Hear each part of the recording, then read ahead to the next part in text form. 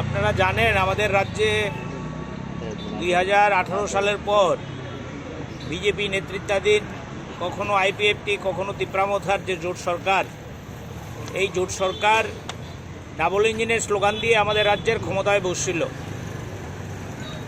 এই দ্বিতীয় বিজেপি জোট সরকারের 2 বছর পূর্তি উপলক্ষে কালকে লক্ষ্য করেছেন আস্তাবল ময়দানে তারা তাদের নিজের ঢাক নিজেরা পিটিয়েছে, জয়গান গেয়েছে।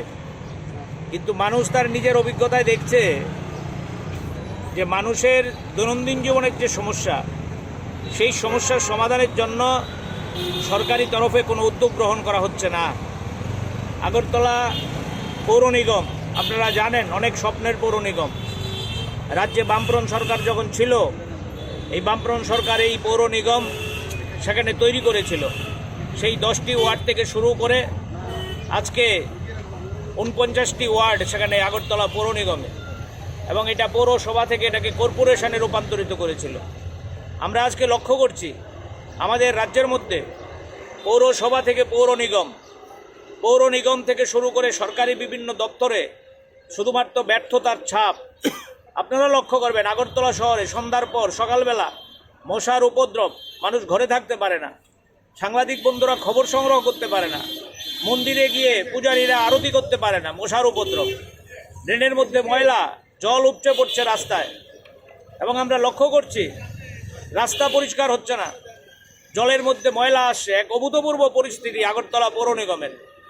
এই অবস্থা দূর করার জন্য এবং রাজ্যের কাজ, খাদ্য, কর্মসংস্থানের দাবি নিয়ে আমরা সিপিআইএম সিদ্ধান্ত করেছি গোটা রাজ্যে ছোট ছোট করে মানুষের এই সমস্যাগুলি নিয়ে আমরা কখনো সরকারি কর্তৃপক্ষের, অফিসার কর্তৃপক্ষের কাছে, কখনো তাদের যে রাজনৈতিক কর্তৃপক্ষ তাদের কাছে আমরা ডেপুটেশনে যাব।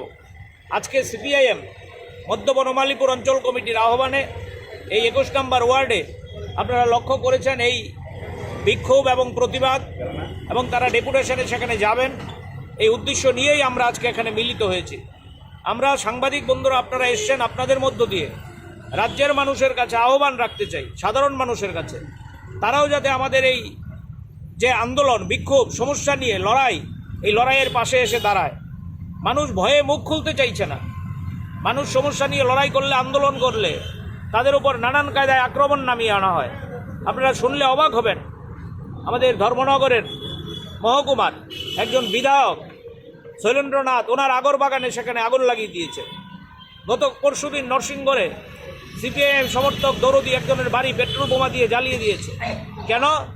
ওই আমাদের এই বিধায়ক রাজ্যের মানুষের সমস্যা নিয়ে রাস্তায় নেমে কথা বলেন। ওই নরসিংগড়ের বন্ধুটা আমাদের 29 তারিখ আগরতলায় প্রচুর লোকজন নিয়ে জমায়েত এসেছিল, তাদেরকে টার্গেট করা হয়েছে।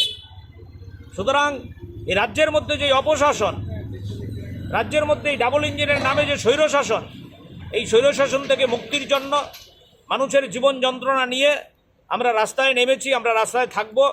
আপনারা জানেন আমরা মানুষকেই মনে করি তারাই হচ্ছে শেষ হাতিয়ার, তাদেরকে সঙ্গে করেই আমরা আমাদের লড়াই আন্দোলন এগিয়ে নিয়ে যাব। এবং আগামী দিনে এ রাজ্যে যেই জঙ্গলরাজ তৈরি হয়েছে, আগামী দিনে যেই আদাফেচি সন্ত্রাসের রাজত্ব তৈরি হয়েছে, এই সন্ত্রাসের বিরুদ্ধে এবং মানুষের দৈনন্দিন জীবনের সমস্যা নিয়ে আমরা লড়াই করেই এ রাজ্যের মানুষকে মুক্তি দেব। এ রাজ্যের নতুন দিন আনার জন্য আমরা ভূমিকা গ্রহণ করব। এই নিয়েই আমরা সিপিআইএম রাস্তায় নেমেছি।